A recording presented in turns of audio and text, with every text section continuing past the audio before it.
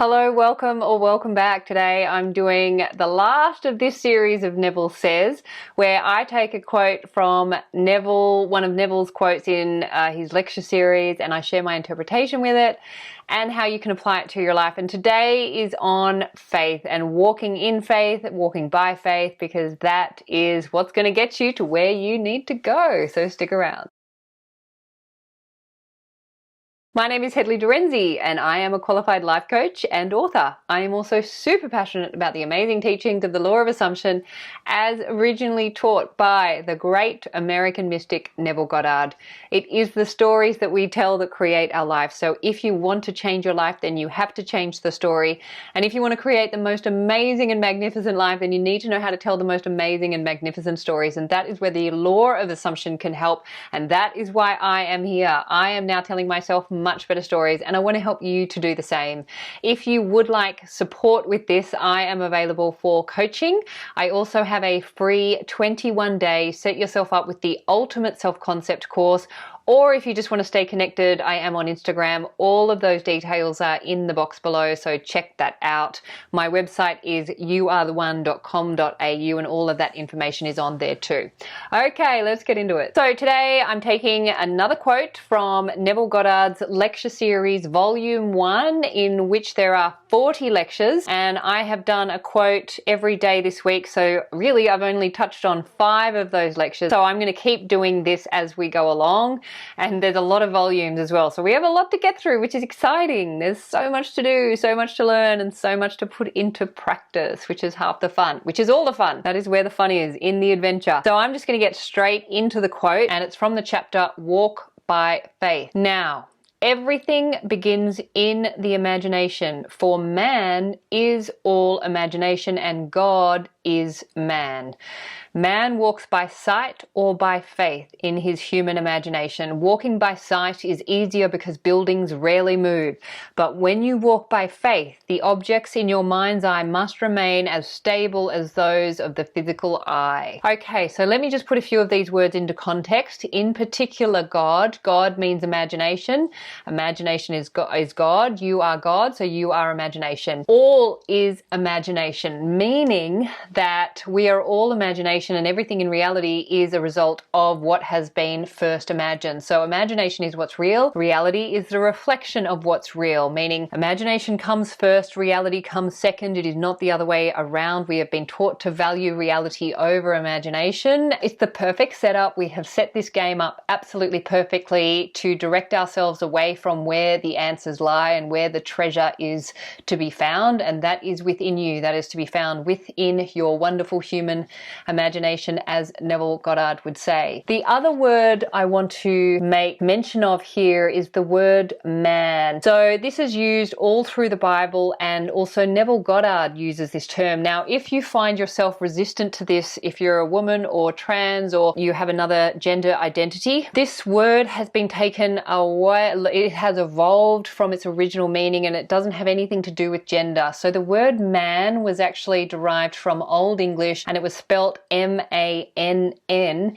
and it meant person, human being. It has since evolved to mean male and gender specific, but that is not the original intention for how the word was when it was created, when it was used in these original teachings, in these original texts. So I just want to make point of that, because sometimes when language bumps up against us, or when we bump up against language, what we do is we kind of throw the baby out with the bathwater. So because we don't like the terms, we don't like the gender terms that are being used, such as he and man, and then we discount the whole teaching.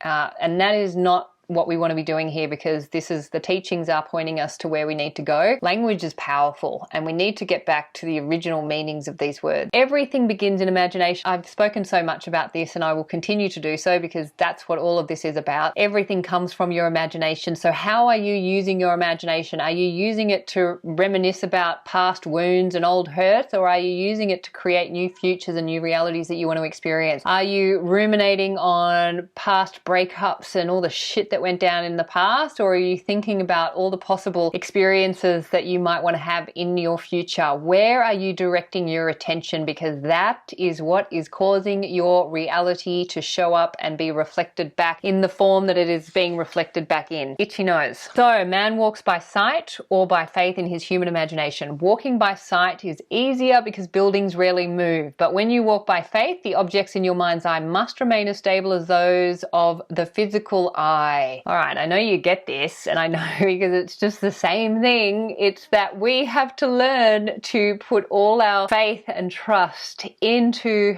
the unseen, into what we see within our imagination. We can either live by sight, so we can either walk in this world by sight in terms of believing that what is real and what is outside of us is what's real, and be focused on that. And that's easier because these things don't move. They're, most of the time, they're solid, they're stable. It's very mesmerizing. It's very easy to get sucked into believing that that is what's real because that's solid or seemingly solid and stable, not realizing that it's our imagination that is what's causing that to be solid and stable and to be outpictured in our physical world. Where we need to do the work is to take our attention off the physical world and what is solid and seemingly stable, and to place that attention and that faith and that trust in what is not solid and stable. That is in our imagination. That's the term meaning to walk on water. We are walking on the feeling of our wish fulfilled. We are walking in faith and trust, knowing that it is our consciousness that is the cause of reality, and whatever state and story we're holding in consciousness is what's going to get outpictured in our reality. And this takes practice. This takes a daily effort and practice to really embed in our consciousness that this is the way the world works, because we are so governed by reality. Reality is so mesmerizing. We are so caught up with the physical sensations, which we are here to experience, don't get me wrong, 100%,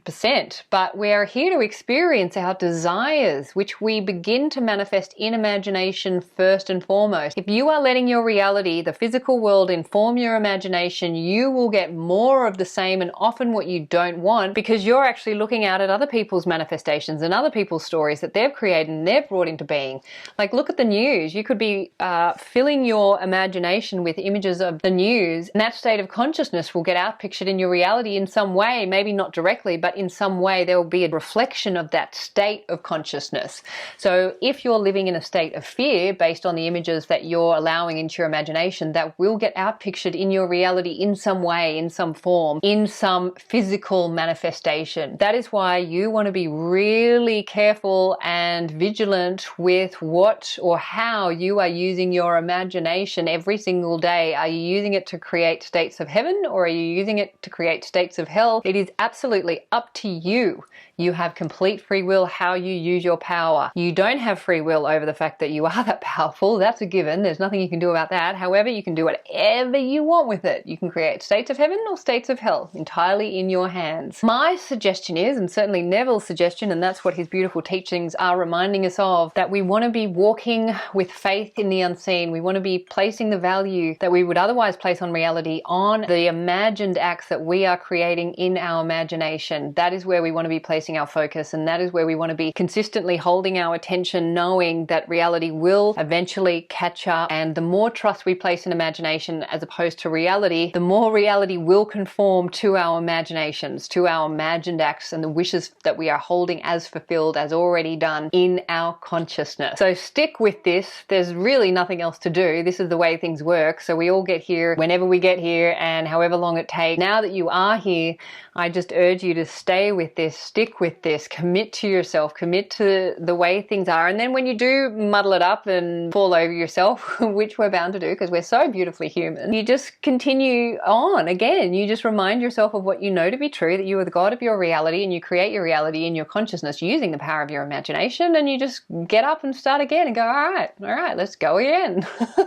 This never ends. It's a never-ending adventure. You just keep going and stick with it, and it'll get easier and easier and easier and easier easier and more amazing as you realize just how powerful you are, and you can create absolutely anything, because all things are possible in your beautiful, wonderful human imagination. Thank you for listening. Please remember, you are the creators of your reality. You are the superstar of your show. You are the producer, the writer, the director, and the actor in your movie. What you assume to be true will be so. So assume the best for you and assume the best for everyone in your movie too, and you will have the most amazing life. This is my wish for you. If you enjoyed this video, please feel free to like, comment, and subscribe. No, what is it? Like, comment, and share with family and friends. And if you would like to subscribe, I would love to have you. I look forward to seeing you next week.